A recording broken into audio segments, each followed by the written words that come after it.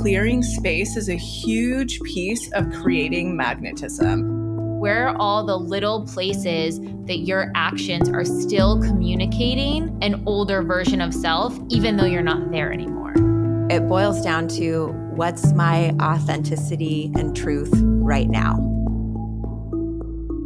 From To Be Magnetic, this is the Expanded Podcast with your host, Lacy Phillips. And your host, Jessica Gill.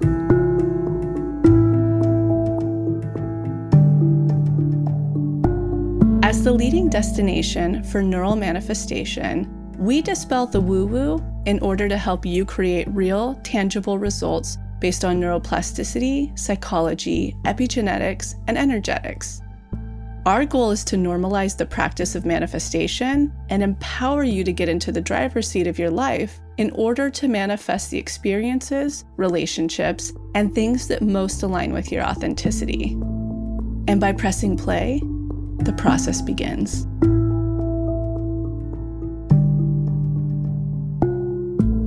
Welcome back, everyone, to another episode of Expanded. I hope you are having a restful week or finding moments where you can get some rest in. I know things can get kind of crazy around the holiday seasons, and I'm really loving this week of the challenge. It's week 6. It's the final week of the challenge, and it's all about letting go.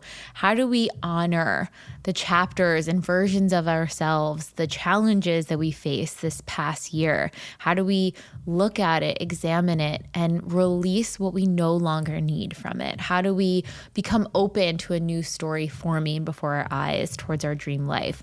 That is everything we're integrating this week. It includes the Letting Go DI, which is incredible for processing grief. I know I'm not even fully caught up on the challenge, but I've hopped in to do the Letting Go DI quite a few times. Just different things around holidays, families, older versions of selves coming up, grieving lost time. I mean, there's a million things. And just sitting with those emotions.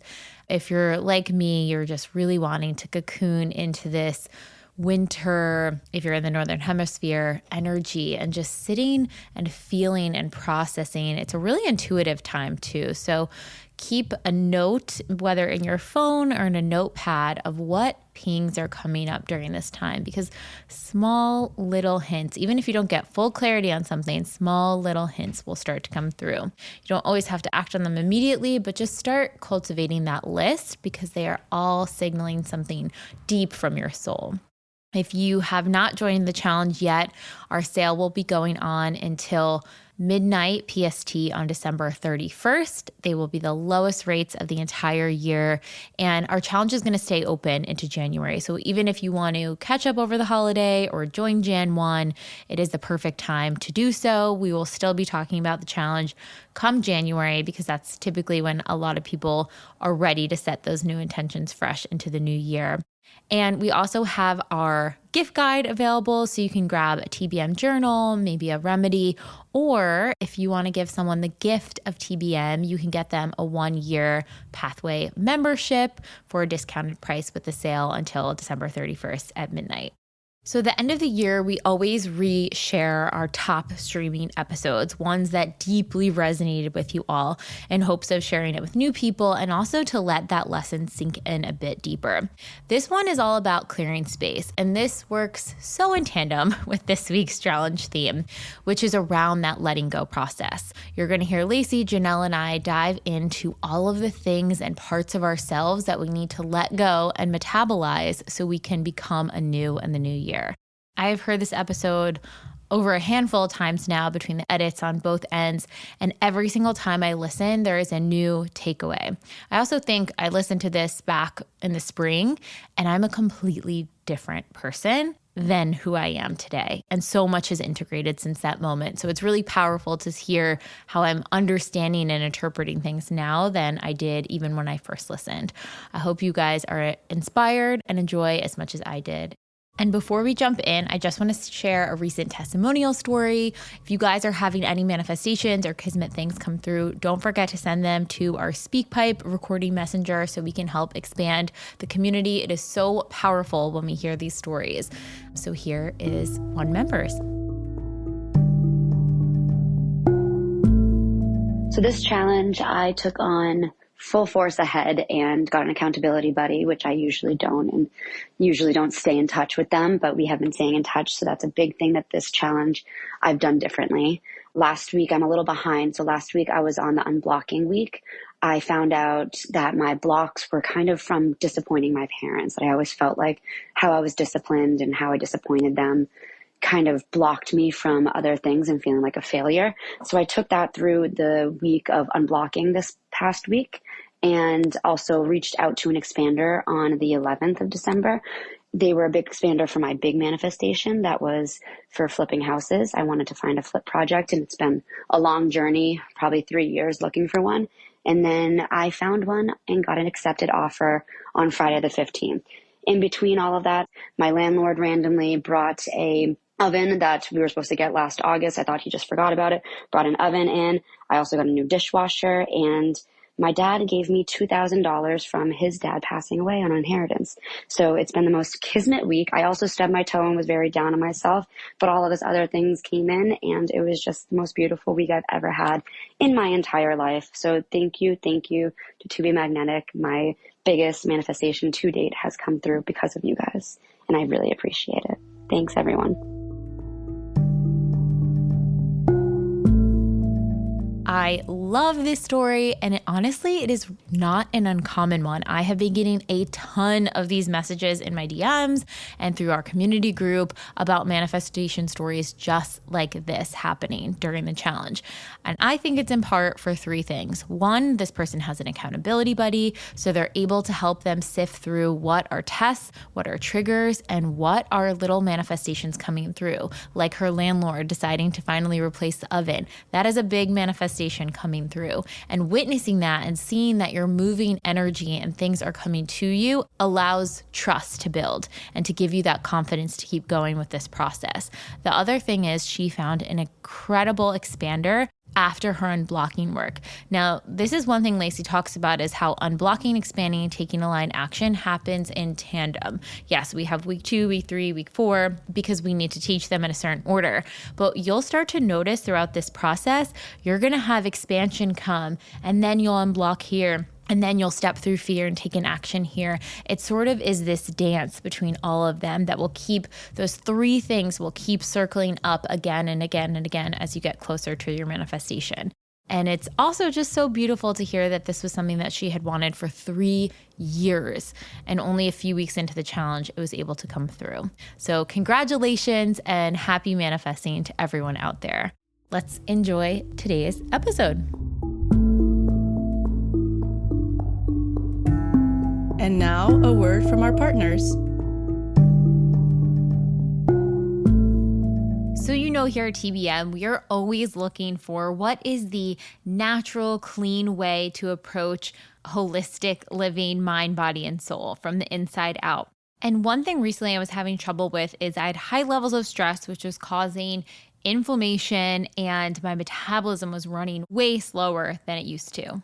So I was looking for something that could really help with inflammation, fortify gut health, all of those things. And I am so excited to announce our brand new sponsor. I am obsessed with their product. It has been, oh my gosh, my saving grace for all of this, Armra Colostrum.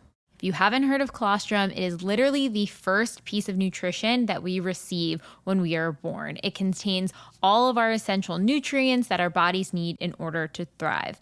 And Armra created a proprietary blend of bovine colostrum that harnesses over 400 living bioactive nutrients that will rebuild the barriers of your body and fuel your cellular health. It strengthens your immunity, ignites your metabolism, helps with anti-inflammation, fortifies your gut health, activates hair growth, skin radiance, helps your fitness performance, helps with energy, recovery. It is truly the most magical superfood ever. And Armra's colostrum is fully sustainably sourced with colostrum from grass-fed cows at their co-op dairy farm. They only use the surplus supply of colostrum after all of the cows are fully fed, so it is really animal friendly. And they use cold chain biopotent technology, which helps the process of preserving the integrity of all the bioactive nutrients in the colostrum, which also removes the casein and fat. So if you have a lactose allergy, which I honestly do, I usually have to take a lactate pill anytime I have real cheese. This should not bother your stomach. Obviously test it. Each case is individual, but I'm someone who gets so bloated from any dairy products out there, and this actually helps prevent against that. My inflammation and bloating specifically around my stomach and face has gone down significantly. My nails and hair have been growing like wildfire. It gives me more energy. And honestly, at times that I might be eating things that are outside the norm or maybe have a little bit more processing in them, if I take some of the Armra before, it actually helps protect my gut so much better. It is like a extra line of defense. It also protects your immune system stronger than the flu vaccine. You should see the studies on this. It's absolutely insane. So highly recommend it. Check it out online. If you are interested in trying some, we have a special offer for you guys. You can receive 15% off your first order. Go to tryarmra.com/TBM. Again, that is tryarmra.com/TBM. And enter the code TBM, all caps, to get 15% off your first order. All right, on to the episode. So excited to dive into this one. We've really covered so many topics of the manifestation process before in deeper detail, but the one that we really haven't touched on in its own episode is the clearing space. It's part of aligned action. You know, we need to unblock, expand, take aligned action to manifest. And part of that aligned action is clearing space, jumping off cliffs, setting boundaries, all of those things. And under this umbrella of clearing space, what does that look like? How does it impact our manifestations? And how do we know energetically when it is time to jump off a cliff? Because I think there can be small clearing spaces like cleaning out your closet and big clearing spaces like a move or a big life decision that takes longer to resource for. So I'll kick us off with a quote here. Look at your life. What are all the things you are doing that you don't actually enjoy? And that's a really good indicator of where you can start to clear space. So Lacy, kick us off here. And we are greeted today with the lovely chicks, only for a little longer.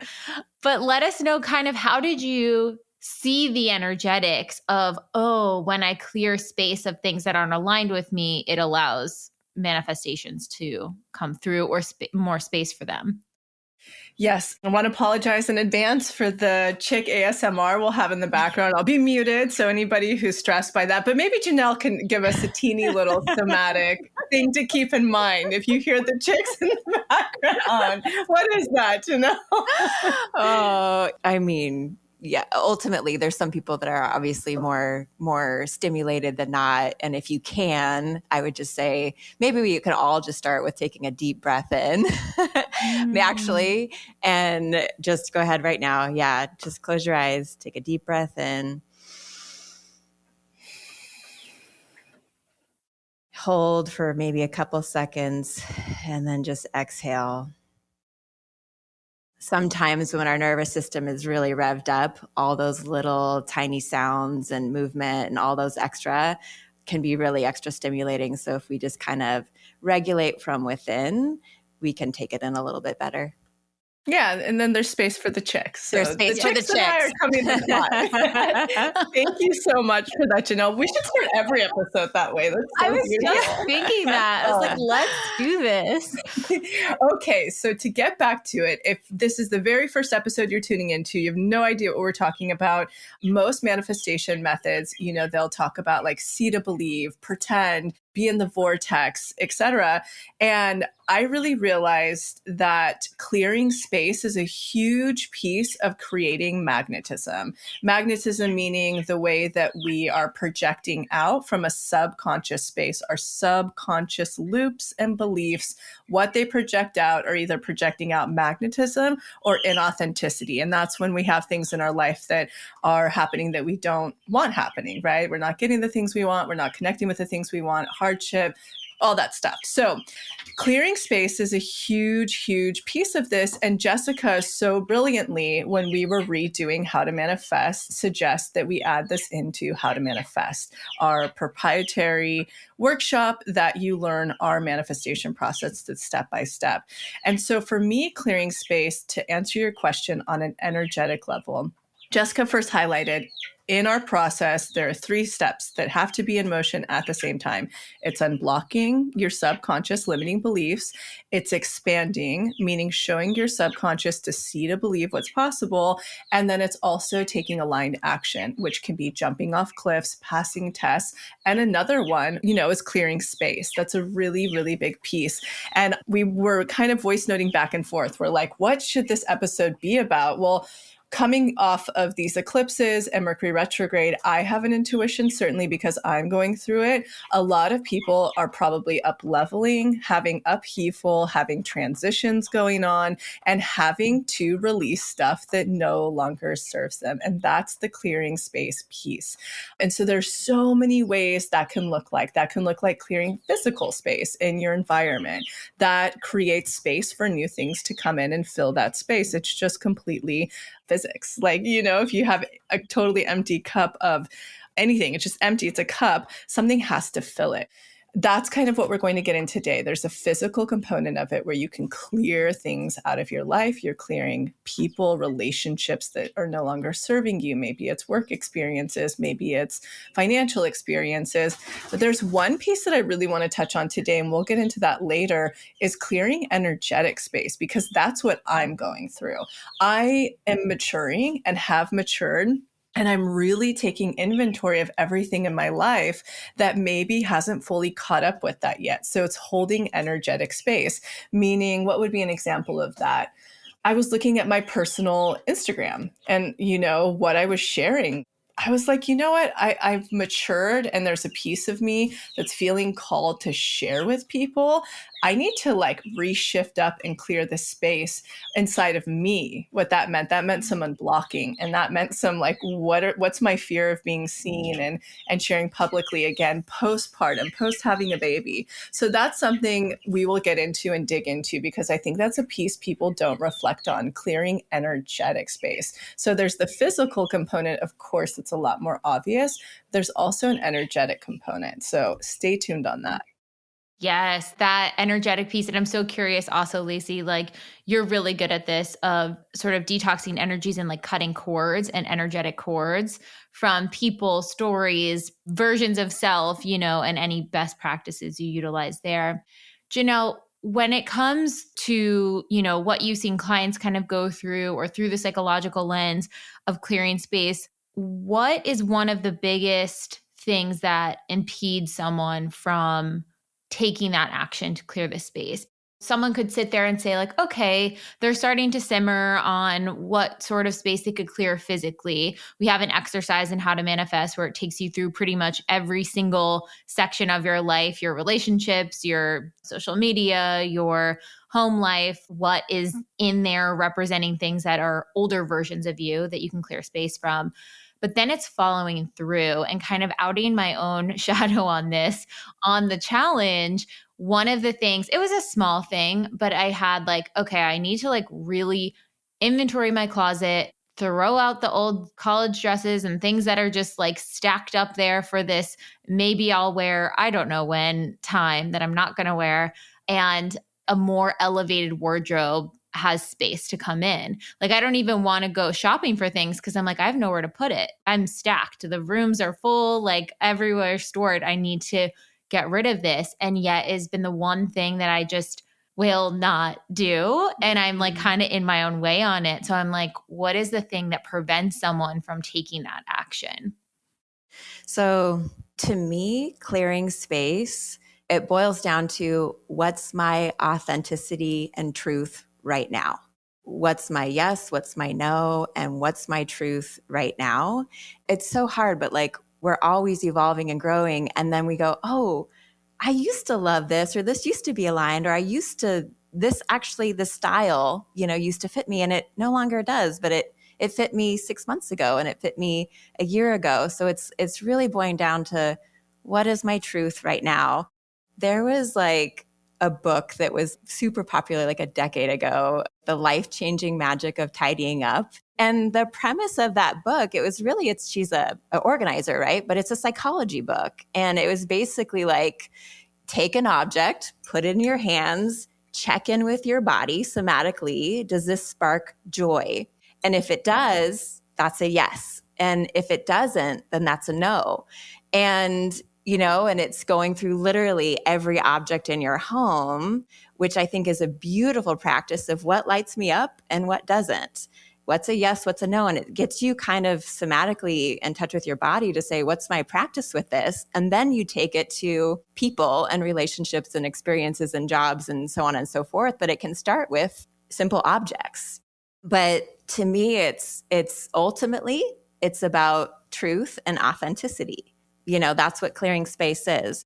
I'm recognizing that this is aligned, or this used to be aligned, and now it's not anymore. And I'm recognizing that. And now I'm moving forward. That's what it is. That recognizing piece, I think, is so huge because, Lacy, you had this exercise on your Instagram this week of like, wait, let me just take inventory of all the things that are in my life now that I've really wanted years and years ago, that I've manifested, that are part of my regular routine. And I think sometimes in the manifestation journey, it's always like, what's next, what's next, what's next. But until we can accept and integrate, wait, we're here. We wanted these things and it's here. Like this whole life is surrounded by all these things I loved. Amazing. Now it makes it more clear. What are the other things that like, oh, I just need to let go of? Yeah. Oh my gosh. You guys touched both on some stuff that I want to hit on. I love the authenticity piece because I do use that. I have to say the authentic code. So for somebody who's not familiar with that, also in our proprietary workshop, How to Manifest, there will be a step where you find your authentic code. It's these 4 pillars that define you. We have a whole exercise around how to find that, because once you have that, you can filter everything in life through. So I love that you just made that connection between authenticity and truth right now versus not. And I still feel like we haven't answered, so we'll get into it. We're going to like probe you again of like psychologically, what is it that's preventing us from doing that? Like, like Jessica, how she's like, what is making Jessica not throw away the college dress? Yeah. Like we need to know that, you know what I mean?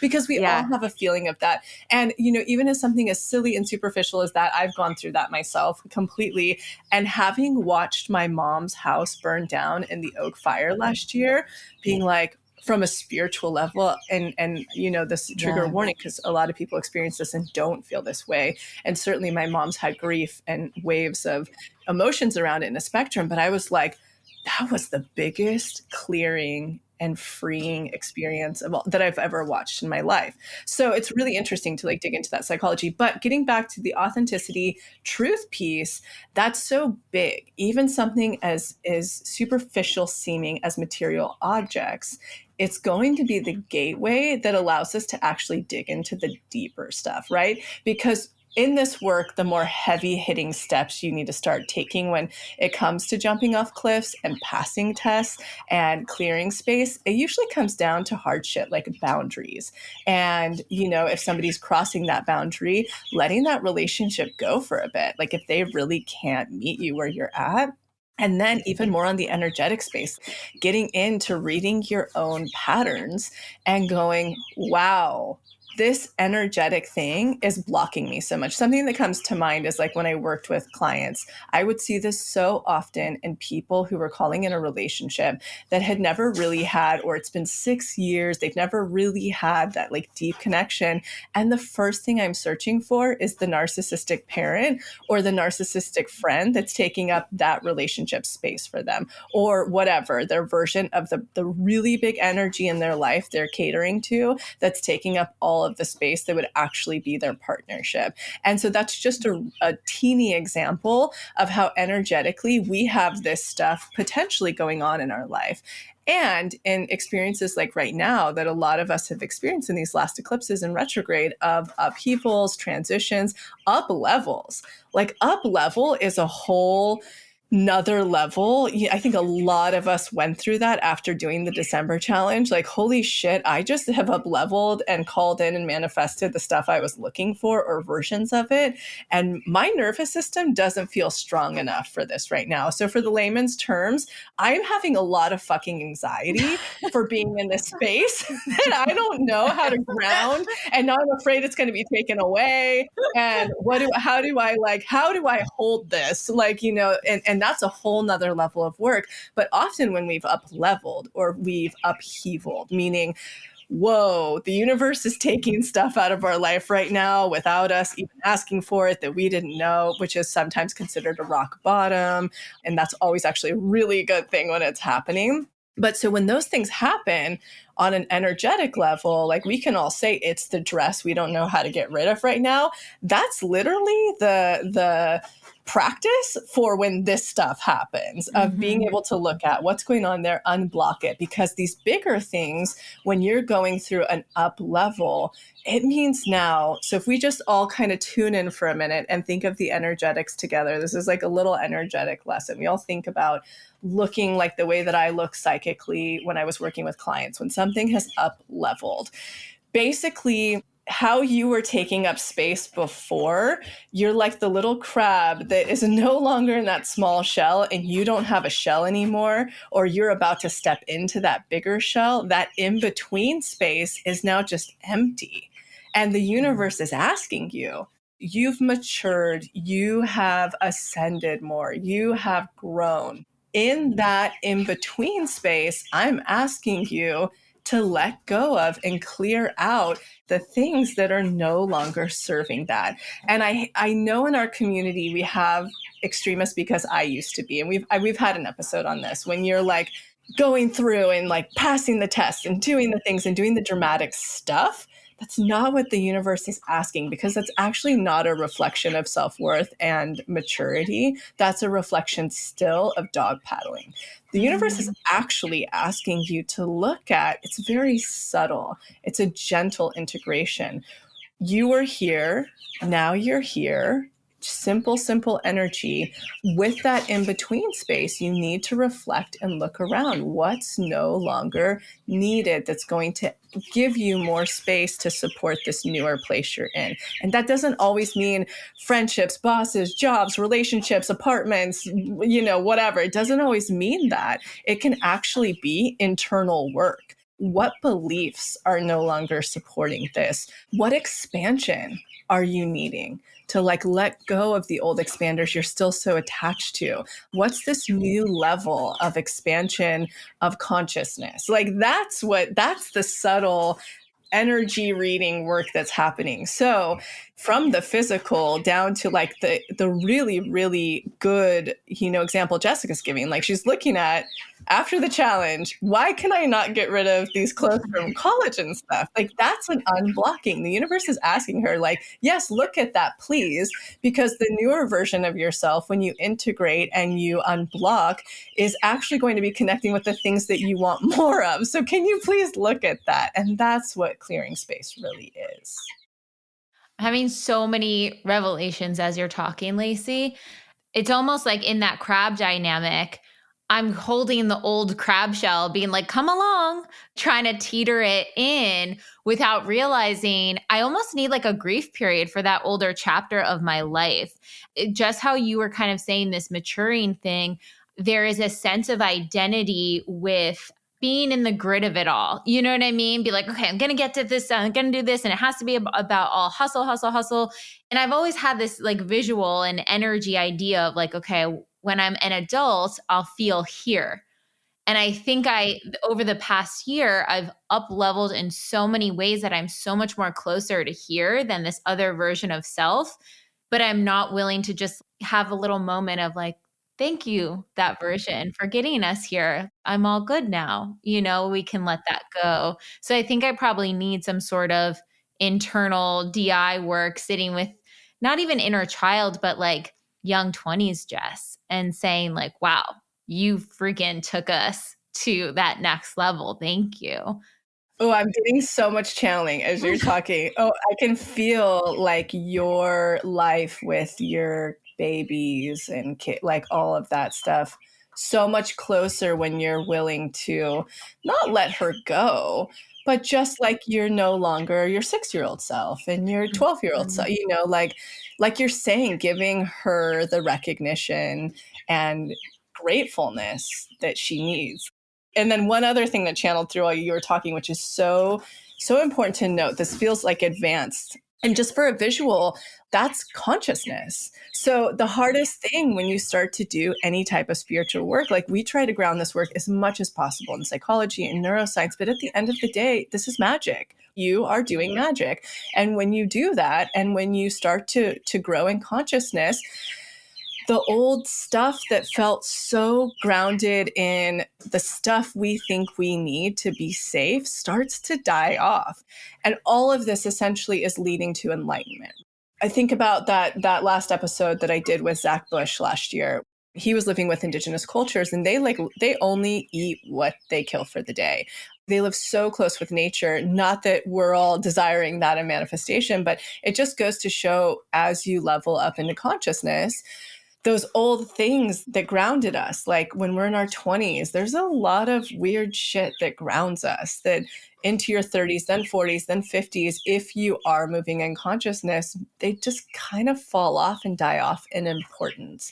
So that was just like one little note I wanted to make as we grow in consciousness, still meaning manifesting the things we love into our life, in fact, with more ease, because we're not doing it from trauma responses and needing to fill trauma voids and spaces. Like the more we're going into that space, it's a little bit more airy and flowy.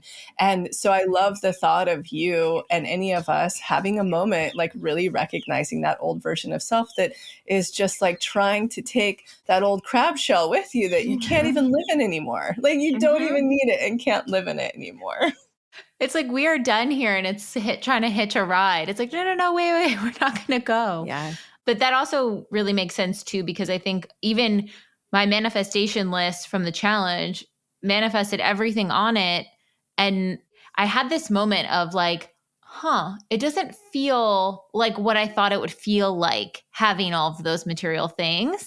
And that's where I'm like, got it, because it really had nothing to do with the material. It was all about the feeling beneath it. And so that's why like I'm in this phase now of, okay, I need to craft a new list that's more aligned with what do I want that space to feel like? Like I thought the material things would bring the feeling of the space. And I know we know this, we all know this, but we still do it. So I think now it's like really honing in on what does that feel like? If I want a monetary value, forget the number. What do I want to feel like in that? Or if I want a certain home, what is the feeling behind it? Such a good point, Jessica. I think the cool thing that To Be Magnetic allows you is that playground to learn that on your own.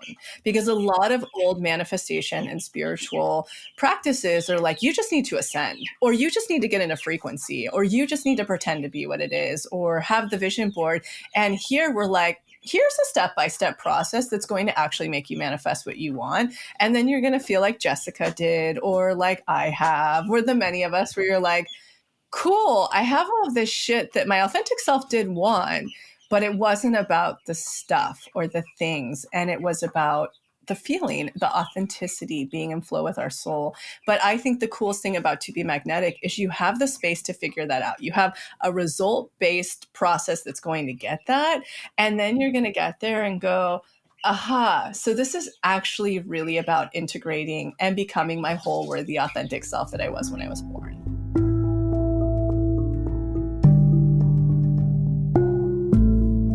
Did you know that your scalp has a microbiome just like your gut? And if you have an unbalanced scalp microbiome, you will see dull, lifeless hair, and in some cases, hair loss and dandruff. I am definitely someone who struggles with having an oily scalp. I wash my hair and seemingly the next day it is all greased up again and I'm needing to slick it back. That is until I found Acton Acres scalp products that have really changed the game for me.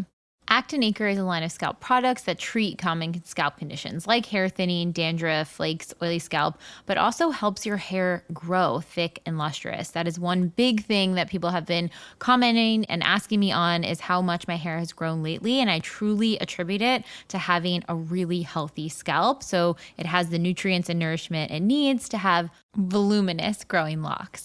And their founder, Helen Reevey, is a TBM member. She actually manifested so much of her company through the TBM work. She is a first trichologist-founded scalp care brand that takes a holistic approach to scalp and hair care. Because as we know, we have to get to the root of anything if we really want to see change. And for hair, that is getting to the root of the scalp. If you check out the link in the show notes or go to their website, you can take a quiz and figure out exactly what products are best for your unique hair type. For me, right now, I am absolutely loving the Vitamin E Scalp Detox Oil. I put that on pre-shower about 20 minutes before I go in to help break down any of the buildup that's in my scalp from products, dandruff, dust, anything in the environment. It really helps break up anything that may be clogging your scalp and your hair follicles. And then the other one I love, especially for oily scalp, if you are someone that wakes up the next day and your scalp is oily after you just washed it, their Scalp Renew, which is their BHA salicylic acid scalp exfoliator. I use that once, maybe twice a week. Put it on maybe 20 minutes before the shower and then wash it out when I do my regular routine. And it makes such a difference. I do not have oily hair the next day. It helps any itch, irritation, my oil levels, all of that. It is absolutely fantastic. So if you'd like to see how you can up your hair care routine and quality with these scalp care products, go to the link in the show notes or check out actonacre.com, and you can use the code TBM20 to get 20% off any of your purchases through Acton Acre. Again, that's code TBM20, all caps, at checkout.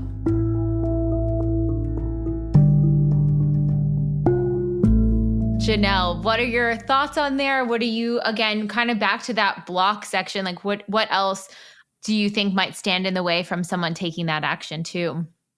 I think the psychology between objects and like objects relations is so fascinating, and there's so many layers. So to answer your original question of why, it's going to be so individualized person to person of why they have a trouble getting rid of an object or letting go of a group of friends that no longer serves them, or a partner, or there's so many layers to it. But what you guys are touching on, which I do feel is very significant that you named, was I want to go back and thank my former self. And what do I love about her? What's beautiful about her? What do I like? You have a moment instead of just moving on and ascending, like, wait a second, this is a part of me. This will always be a part of me. Maybe there's certain aspects I don't want in the driver's seat anymore, but you're also along for the ride. I'm not fully getting rid of you. And being able to appreciate that, it feels really integrated. It feels really mature versus just like, well, ditch that and move forward, you know? For example, I've, shared that I come from a very deep religious background, and I look at my old self and I'm like, oh dear God, there's certain parts of myself that I'm like, no. However, that girl has like a deep ethics and morality. And I love that about her. I love that about her. And that I'm taking that with me. There are certain things that we're not going to take with me about that. But that aspect, I am for sure taking with me, So for example, like you're talking about old college dresses, like what do you love about college dress? What aspects of her is a part of you today that will forever be a part of you that you love and appreciate? And that actually might help get rid of an object or get rid of a old friend group that no longer serves. Like what parts of yourself do you want to keep? Just to use that word again, it feels mature, it feels integrated, it feels right. And then hit us, Janelle, with obviously not the full spectrum of hoarding and things like that. That's like, that's deeper stuff. But the true psychology when we are in hardship of setting that boundary or letting that friendship space go, or that we are still allowing the narcissist to fill the space of our relationship, or letting the material thing go. Like, what is going on in when you are working with clients? What's going on there that can help direct us of where we may need to look at someone blocking? Again, it's so hard because it's like so individual. One that comes up a lot for people is like the person they're dating that they know they broke up with. Maybe they're the ex, but they keep allowing them back in their life. They can't kind of hold that boundary. They can't fully let go. They keep pulling them back in, even though they're like, okay, I'm done. I sent the letter. It's over. And then a month later, they're still entertaining them. What's preventing them from letting go and clearing that space? That one specifically feels more trauma bond. When we know, okay, this person is not healthy for us, everything in my body, my head knows I need to go, but I can't stop. That's a trauma bond.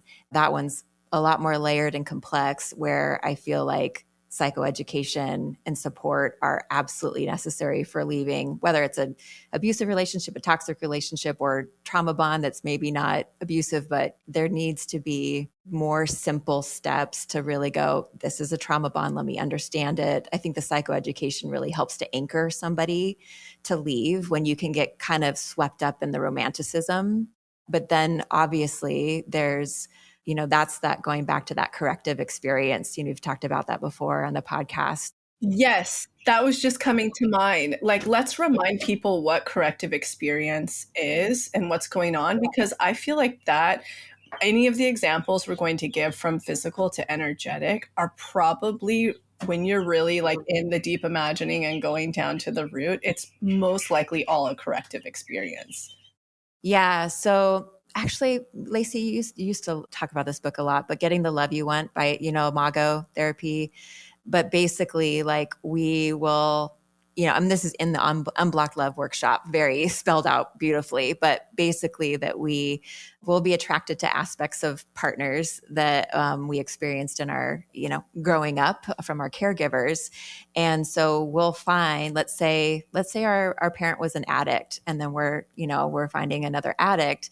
We've like made peace, the fact that our dad's an addict or mom's an addict or whatever. But there's this piece of us that's like, okay, you're essentially the same energetic, and maybe I can get you to love me the way I need. And so we're finding somebody we maybe let go of our parents, we're okay, but it's that same energy that we're trying to say, am I good enough? Will you love me? If I be this way and this way and this way, it's kind of this like very almost like young ego dance that we do to try to get that person to love us. So that's where we want that corrective experience that we are so hungry for. So it's a process to separate out, oh, that's a wounded inner child piece. My core self knows this person is an addict. I'm never going to get the nourishing love my soul craves with this person. I know that. However, this inner child is really wanting that corrective experience. And that's why I keep yo-yoing back and forth with this person. And I need to tend to my inner child to make her feel so just whole and meet all those needs, so that now my core self can actually walk away and my adult self can ask for the support I need and understands the psychoeducation to really be able to cut ties and separate. So it's a process. I love this because as you're speaking, and I know a lot of people listening are like, I'm not going after the addict or the whatever, but the corrective experience is truly applicable, if I'm correct, Janelle, to like a material thing. If maybe your love language was presence because you got a lot of presents growing, and now it's like hard to let go of because what I'm starting to see in real time as we're talking, I'm assuming when people are going to do the deep imagining to see like, why can't I let this thing go that I know I need to? When they get down there, it's most likely at the end going to be either a corrective experience they were unaware of, whether it's the physical, a relationship, a job thing or whatever. Or I think it also could be at a little bit more advanced of a level, just energetically something they haven't looked at, So like, for instance, in my thing, like what these eclipses have been forcing me to do, it's just like, look at everything. Krista Williams from Almost 30, my friend, she has a great, I think she even turned it into a course, The Life Edit. Mm-hmm. And it's like a really good starting point to just like she teaches you how to go through every single aspect of your life, from finances to everything, and just do an edit. She does it once a year. So that's like a good starting point on the physical, right? But when I was being asked to look at, do all parts of my life integrate at this moment, it was a no. From like company to the farm to relationship to my social media and everything. And it was like, no crazy things have to happen here, but we're all maturing in different ways. And to make it all cohesive, I'm going to look at the little energetics around all that maybe haven't fully connected yet. So I'm starting to feel like, as we're talking, when people are looking at clearing space, usually if they have not yet, or they're being called to, it seems at the bottom of an unblocking, they'll see it's either a corrective experience, or maybe they just haven't taken a look at everything yet of how to make it all cohesive as they upheave, up level, transition, etc. Yeah, as you were saying that too, the way I'm kind of seeing it is like, okay, something you might not be able to let go of, you might be running back into the fire, yo-yoing with, because there's that corrective experience you really need to look at, you need to learn the lesson.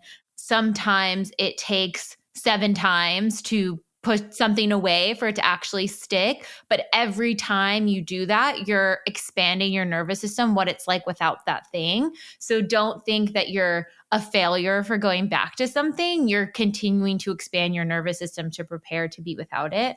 But then the other element, it seems like you're talking about, Lacy, where it's like a full integration of your up level across all energetics that you are participating in and like are part of your world.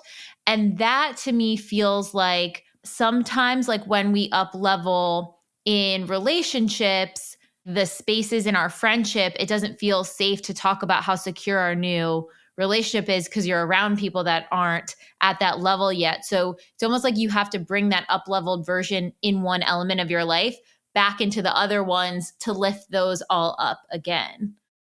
And that makes total sense. And for people to have their like, gosh, this all sounds still so abstract, that second piece we're talking about, like the energetic, to make it land a little bit more with an example. So I feel like where my life left off was the day before I had Teddy and then today.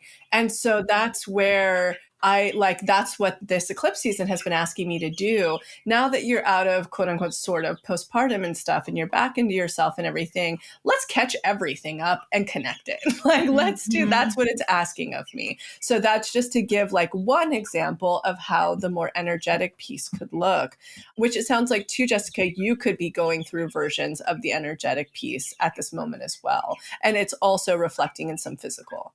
Yes. Yeah. And the places I have to kind of look at is be like, okay, yes, this worked for my life at this chapter, but where do I need to set strong boundaries with self, with others? Where do I need to get rid of physical belongings that don't align with this chapter of self? I've elevated to this next piece. So how do I have that reflect in every aspect of my life? How do I integrate that new version of self? Someone tagged us in a story the other day, and she's working on up-leveling her self-worth and putting herself first and putting her needs first. And she said when she went through her work schedule or what she had to get done the rest of the day, her body really wanted to go for like a workout. It's just like craved it. It was like, I can't wait to go out. And then she looked at her task list. She was like, I don't have time to do this. I'm going to blow past it. And in the past, she would have blown past it because she wasn't prioritizing herself. But she realized by choosing the workout was choosing her needs. And she was at a place where she could integrate that really seamlessly, knowing the work can wait, or I can figure it out, or it'll probably get done faster because I have the energy now from the workout, whatever that is. And so it's like, where are all the little places that your actions are still communicating an older version of self, even though you're not there anymore? Yes. I love it. How does this, and we kind of talked about it with some of these bigger things, and I think the corrective experiences are typically where we jump off the cliffs. But jumping off cliffs is like the bigger version of clearing space. It's like when we know there's a big shift we need to make. It could be setting a huge boundary. It could be moving across country, leaving a relationship, changing jobs, whatever. How do people know when they are resourced and ready to make that jump? And is there an energetic now point that hits them? Even though they feel fear, is there like a pinpoint that we could kind of paint the picture of too? It's interesting, some people have very strong mobilization energy. They can just do it and do it right now. And I always admire people that can just do that, because I feel like I'm someone that I have to take my time. I'm like, I know I need to do it, but I have to kind of sit in it for a while before I do it. If you're like me, that's okay. If you need time to really sit in it, even just by, yeah, I know I need to do that and I'm going to do that. If you take a while to metabolize, that's okay. Well, while you're saying that too, Janelle, explain to someone what it means, like a first-time listener, when you say your nervous system, because you're going through somatic training right now. So when you do need to sit in something and you don't feel like you can mobilize, like let's hear nervous system and then move into resource. Yeah. So our nervous system will go up and down in this really normal cycle, where we're activated during the day and then we're rest and digest, and that's all normal. Sometimes people run a little low and they need more activating energy. And some people run high and they actually need help moving more towards more rest and digest energy. Everybody's going to hit differently. There's times when we go through trauma that we go through what's called these trauma vortexes. So sometimes that trauma vortex will be in more of a depression, and sometimes it'll be more in that real intense fight or flight energy. And so I think when you think about change, for some people, they're like, heck yeah, and other people are like, whoa, whoa, whoa, whoa, whoa, whoa, whoa. How does your nervous system respond to change? Are you somebody that you pull way back and you need kind of help assimilating it? Or are you somebody that's kind of in that fight or flight energy that needs to really resource and ground and be in nature and bring deep presence in to help you adjust to change? And there's so many. I think the vast majority of the 2B magnetic population are very sensitive people that are usually really, sensitive people. They just feel and experience things so much deeper. And so a lot of resourcing is required to help make changes. So it sounds so simple, but it's so profound to just be practicing presence wherever you are, where you just get to slow down and you focus on an object and you check in with your body and you check in to see where you have tension in your body, and you move to go, oh, my shoulders are tight, because I've been running around doing stuff, and how do I drop them and go back in my body? And the more that you can kind of help your body be in that zone of regulation, the more easy we're going to be able to adjust to change. And I love what you're saying too, because if we do hinge on the theory that what's preventing a lot of people from clearing space is because of some sort of a trauma that you're trying to correct, to be whole, it's really important for somebody. One thing you've said in the past and is factual: in order to renegotiate trauma, your nervous system has to be calm, meaning you have to be regulated in that rest and digest space.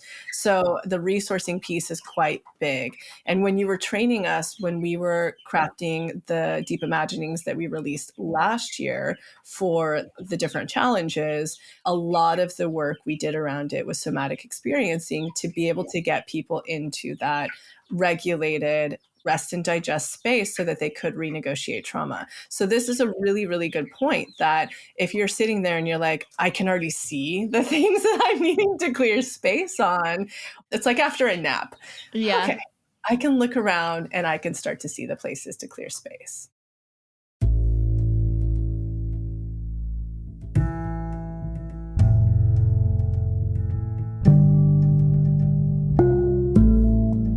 There's so many people out there settling for unfulfilling relationships, or people who are stuck in toxic jobs, living in places and spaces that don't inspire them, and especially people who feel like they'll never be able to afford the things and the life that they truly desire. How do I know that?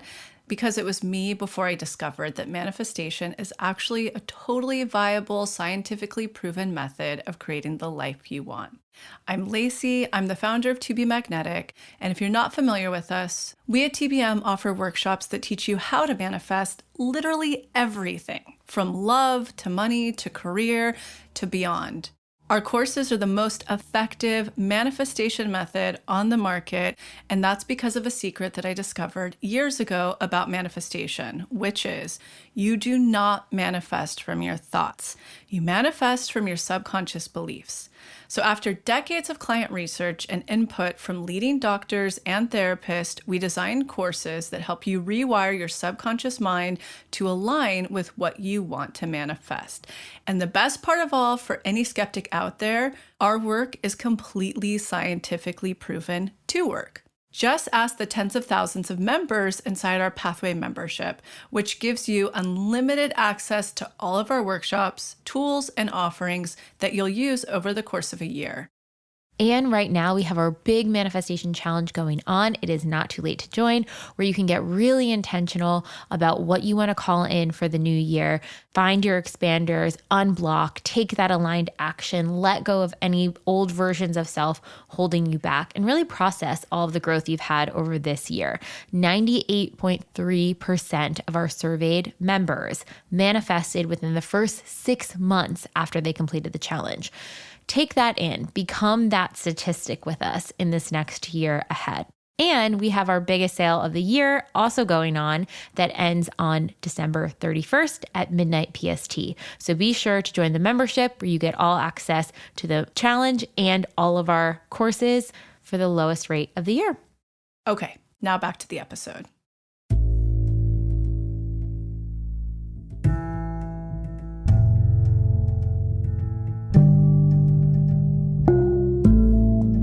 Okay, now when do we know that we need to clear space? And I think the How to Manifest workshop actually lays it out pretty perfectly. A really good touch-in point and check-in point is whenever you do revisit or do for the first time our authentic self, finding your authentic code and doing the authentic self, deep imagining, you're going to have some clarity of those 4 pillars that I talked about in the beginning that define who you authentically are. And just having that anchor is already going to give you ample space to look around your life, your relationships, your everything, your job, your daily rhythm, everything. You're going to be able to look around and say, okay, what doesn't really truly align with and fall into these? You'll be able to filter. So I think that's one really good jumping off point. I would suggest that when things happen in your life, like these eclipses that happen, I'm sure a lot of people have like the things I've mentioned, upheaval, up level, transitions coming up, whether they're energetic or pretty opportunity based or physical. I think that's another great time at looking of when you need to clear space. What would you guys suggest? Well, if I know it's time to like jump off a cliff, it's usually a pinpoint. It's like I remember in like past relationships when I like got the ping so much longer before the relationship ended, like you got to leave, you got to leave, you got to leave. And then I was like, I'm not leaving. And then there was one moment where it's like it hit a threshold and this is it. I'm out of this relationship. When it comes to jumping off cliffs, you don't need to force it before you're ready. Feel what's coming up on a daily basis. That's why we always say like track your tests and your triggers and everything coming up and like don't avoid that work because that's going to prepare you. But when it's time, you'll just know. And I think with clearing space, it's probably that same energetic, but just faster because it's not as big of a jump. Even thinking of the clothes example, I'm like, okay, I'm going to go give space to that version of self, but I already feel way more mobilized when I get home to go through that stuff because now I see the intention behind it in a deeper level and way. Yeah. What else would you say there, Janelle? Yeah, I agree. I think it's the biggest cliff I jumped off was I was in a big corporate job and my son I had, a newborn, and I had already, got my degree and finished my hours, but I knew I needed to go back and I wanted to be a therapist. I remember going back and going like, I'm not, and I was in therapy at the time. I'm like, I'm not ready to quit yet. And it took me 4 months to be back in until I was like, yep, now's the time. And so when you were sharing that, I was like, yeah, I knew I was going to do it, but it wasn't ready yet. And then, until I got okay, yep, this is what I'm doing. And I will say too, after I jumped off that cliff, it was like, oh my gosh, did I just make the worst decision of my life? All of the fears, all of that totally got metabolized. I think after you have a child, there's like, you can't put up with any bullshit. It just is like what matters becomes very clear and what doesn't becomes very clear. So I, at that time, had my love of my little newborn to be able to anchor me in to go, yeah, this is right, even though I had all the fears. And I look back, I actually was just even thinking about this just even a few weeks ago of just like, thank God, I'm so grateful for my life and what I get to do. And it's so deeply aligned with my soul. Like, thank God to my 30-year-old self for jumping off that cliff. Like, I'm so grateful, so grateful.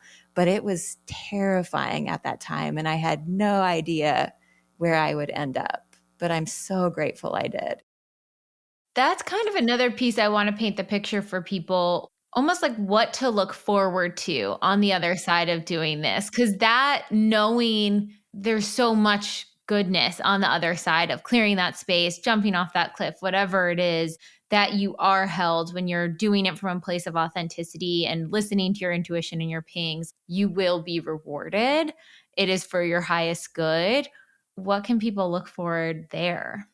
Well, number one is magnetism. Like Yeah. everything we're talking about creates magnetism, because getting back to just basic principles, anytime you step through fear, you're creating significant magnetism, because the universe is like, cool. So the old ways that you used to settle for in the past, that was low self-worth behavior, that was based on, pain, shame, or programming you picked up in childhood. Oh, cool. You want to get back to your true whole worthy self that you were born as before you experienced those things. You're making an effort to go towards that. That's all you need to do. I'm here for you. Like, I'm here to give you what you want and connect you with what you want, because it's the universe's only intention is to connect us back with our whole worthy selves. So it's like we're always just dancing with the universe. So that's number one, is magnetism. You have magnetism to look forward to on the other side when you set that boundary, when you jump off that cliff, when you pass that hard test or that not so hard test. And based on the level of fear that you're stepping through, the level of release that was scary to release, the universe will grant you with more magnetism. And we have a whole episode on how that's not the only thing that creates like, you'll get magnetism, but then you have to do the work around it, unblocking and expanding, or it starts to just repeat the same patterns of tests. So that's number one to look forward to. What do you guys think? I mean, to me, that's how everything good in my life has ever happened, has been jumping off of a major cliff. That's my life path, is like going through the mud and the muck, then the universe being like, when are you going to jump off the cliff? And then I do. And sometimes it's a lot faster than others, that all of the things fall into place. And what contributes to that is how unblocked, how expanded. That's the aligned action piece. It's like, how unblocked and how expanded am I around that? So I'll kick it over to you guys of what to look forward to. I really like that you said too, like how soft the landing is, so to speak, is like how unblocked, how expanded, how much aligned action you take. Because I think the times where I've jumped and I'm a little slower to do it, like in the relationships I think of in the past, I had the ping probably a year before I ended the relationship. When I made the jump, I was so unblocked, expanded, and like I was like, cool. So it was like hit the ground running. Everything was great on the other side. And then the times that I've jumped off cliffs, like transitioning out of film and television into wellness, when I first was like, I'm never taking a job in this section of the industry again. There was a period of like, are you sure? Are you sure? Here's all the tests. Here's the magic dark. And I was like, okay, I'm ready. But I kept showing up. I kept facing them. I kept looking at the blocks. I kept trying to find expanders, and then the most magical TBM job came through. You just have to keep showing up, and you'll know when you have that timing of, okay, this is the time to make that shift. One other thing I wanted to touch on, what are both of your thoughts on this idea that the thing that we most medium like is preventing us from the things that we absolutely love? Because so many times people will fill their life with things that are like, yeah, that's good. I don't dislike it. I don't not want it. But is it something I love? And I think about that cup that you were talking about, Lacy. Like, we have this cup that we are filling. And if we keep adding the things that we're like, it's not bad, it's not toxic, it's not making me small, impeding on my boundaries, it's not necessarily a test. Back to the clothing example, the dress that you have in your closet, you're like, it's fine, I'll wear it to some events, but you're not, if you had to pick out now for a date night or a special event, you would never pick that dress. What is the energetics of those almost like second best things? How do they come into play with manifestations? Well, to me, what that all sounds like, two things I want to say, like just circling back on our journey of consciousness, the universe is never going to hit you with crazy rock bottoms with those things because, like you said, they're not massive tests. You're not settling tremendously. The way I look at that on a spiritual journey is it's part of the journey. I look at those things as bridge. They're bridge moments. Like, they really are just bridge moments.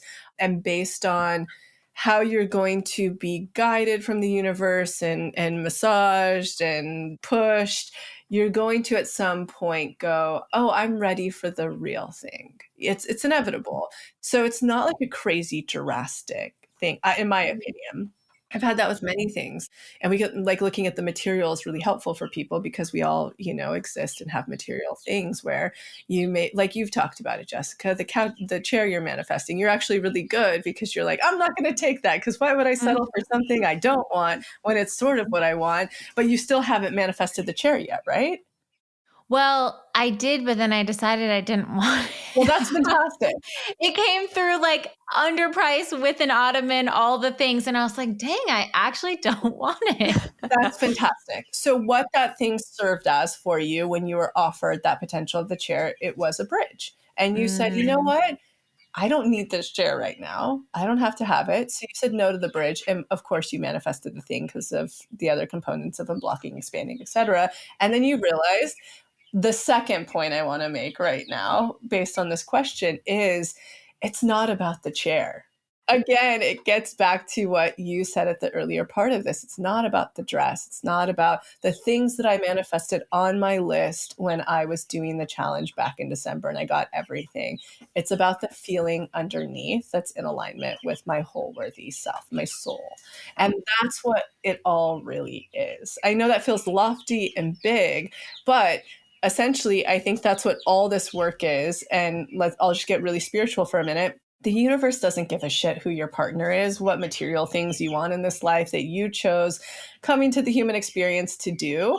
All it gives a shit about is that you get back into your whole worthy, authentic self. So if along the way that has to be this relationship, this house, this thing, for you to figure out in this pretend matrix game of life, great. It's going to connect you with the right things along the way that you're asking for as you continue on the process to get into your whole worthy, authentic self. That's what this is all about. So I know that goes like above and beyond, but at the end of the day, that's the real takeaway here. When you're like, I'm too afraid to get rid of the dress, or I'm afraid to jump off the cliff and stuff, there's a really bigger picture at hand that is dancing with you, guiding you, holding you, all the stuff.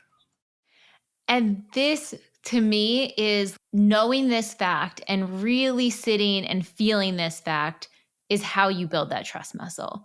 Because then you have detachment from your manifestations. You don't need that chair. It can come through if you want it, but it doesn't really shift your life in any major way, because what's shifting your life is your internal state, is like what is going on with your authenticity. Yeah, it's interesting because we are always talking, it's like manifestation and we want these things, but like ultimately it's really like sourcing your happiness and your peace from within, really getting to that place where you're you're on a spiritual level there. And then it's like, oh, cool, that came, or yeah, I want it, or I don't want it. It's just, it's not as, you're not out of that with desperation energetics, which is like the whole irony about the whole thing is for me, I have a pattern every time I actually surrender. And I try to play games with myself, like, okay, you're going to surrender it because then it'll come through. And it's like, nah, it doesn't work that way. But when you're actually, I'm like, yeah, I mean, even I remember with my car, this was like years ago, and I was deep in the TBM work at the time. And it was like, you know what? This car it's like, whatever, this is the ego thing. And like, it's fine.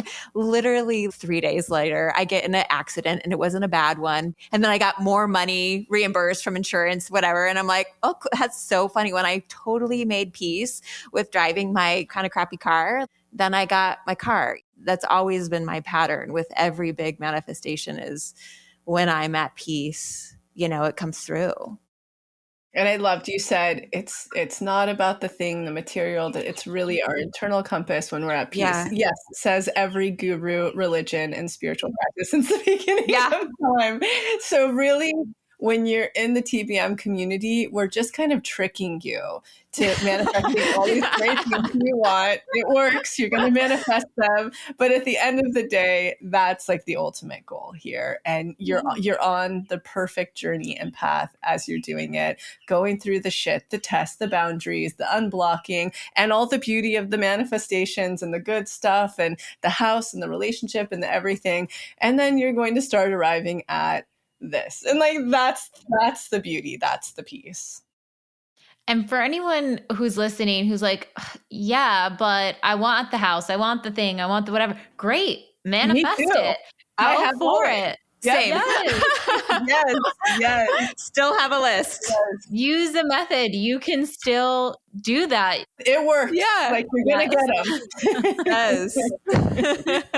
Oh my gosh. I love that. Little closing note too. Energetic cords, I think about. It's like a term that's thrown out in a lot of spirituality and like separating cords and being in your own energy. Is there any quick tools or practices when people are clearing space that they can clear energetically? When we had Barbie on, who's one of our WISE members, and she was like, my cords to my children after they moved out of the house, I still want to be connected to them, but I was almost so anxious and worried and whatever about them that I had to like say, no, I need to be back in my own energy now. I've raised you. I'm still here for you. But what's this next chapter for me? And I think about people using social media and how accessible everyone is to each other. Like, any best practices on energetic clearing to be back in your own embodiment? What do you guys do? Because I have TBM thoughts, so I'll share those after. But what are the fun, witchy things that you guys do? I have Daniel Sage. So weird, but I've really got him into it when we're really like frazzled fried and it's like, we've had too much social time or whatever. I'll have him like light sage and like he'll be like, okay, clear all the energy around Jess's body. And then like I'll do the same to him. And it really feels different after. Like, it's such a silly little thing, but I think the intention behind it really makes a difference.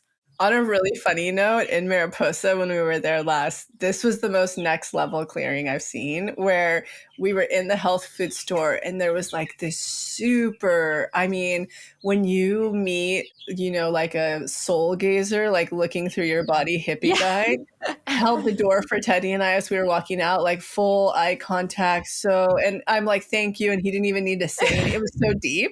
And then as we're like putting groceries into the trunk, we look over and it's so beautiful. And in the parking lot, he was saging us. Oh my gosh. There's something to be said for, just saging yourself when you need it. Wow. Oh man. There was like a point, this was, I call it like my spiritual teenage years. Because again, growing up in religion, you can't do anything woo-woo. And so there was a point where I'm like, I'm going to go nuts and I'm going to give myself full permission. And I saw all the healers and I did all the things. And it was interesting. And it was a really beautiful, wonderful, very special time in my life. But there was a cord I was trying to cut. And I remember like, can you cut this for me? Can you cut for this for me? And I was kind of like, and there were some very supportive things, but ultimately it came back to kind of some cold reality, to be honest, of like, okay, I just need to grieve. I need to actually go through the grieving stages of, I can't just have somebody say, oh, you're going to cut this cord. I actually had to feel my anger and my rage, which at the time was very hard for me to feel anger. And I had to feel the sadness, and I had to go through all of the things. And so now I think we can make anything sacred. And so for me, sometimes if at night I will light a candle, I'll put on my biomat, I will sage, I will go into a prayer meditation, and just it's more of like an emotional clearing space of like, I'm releasing. I might play just music that brings that out. And it's more of an intention of, I'm carrying this thing, or I have feelings around this thing. So I'm going to create a very sacred container for me to feel and have that release. But I also know that it's never a quick fix, and it's such a process. So when the next morning, if I have a resurgence of feelings, it's like, this takes time, like, especially with like forgiveness, that's a big part of, I think, cutting cords is, that's such a process to get to organically. It's not forced. That feels honoring to your soul, of whatever experience you had. It feels like it's not just like a one-time cut. It's like it's a process. I couldn't agree with you more. So there's a couple layers I want to share here, because I'm always up to witchy stuff. Yeah. But number one, you just hit it on the head 100%, Janelle, because it all comes down to an energetic, right? And so at the end of the day, usually cutting a cord comes down to me, because I'm into such subconscious projection, it usually comes down to, have you, in relationship to this thing you're needing to cut, if you're aware of what the thing is you need to cut, have you actually landed at the subconscious boundary and the subconscious, I can't be penetrated? So that's when I notice nobody's coming at me anymore. Like, because there's such a shield around me from my subconscious in relationship to this thing is so, at this point, integrated and strong. So that's number one. And I think the way to get there is exactly what you're talking about. It's through the work. It's the grief that, that's the only way that you're truly going to put up that subconscious shield or cut that cord or whatever. This is really powerful. Thank you guys so much for this episode. I really hope everyone at home can really sit with this, think about how they've grown, how they've up-leveled, what does not align anymore, how they can start to clear space, start doing those DIs to resource and prepare your nervous system, grieve and face the parts of you that need time sitting with them. The inner child DI is great for grieving work. You can call, instead of your inner child, you could call in the part that you need to grieve, whatever you need to sit with there. And excited to see what shakes out. Thank you both so much. Thank you, chicks. Thank you. Thanks, chicks. They calmed again by the end. I know. It's like, come on, you. Yeah.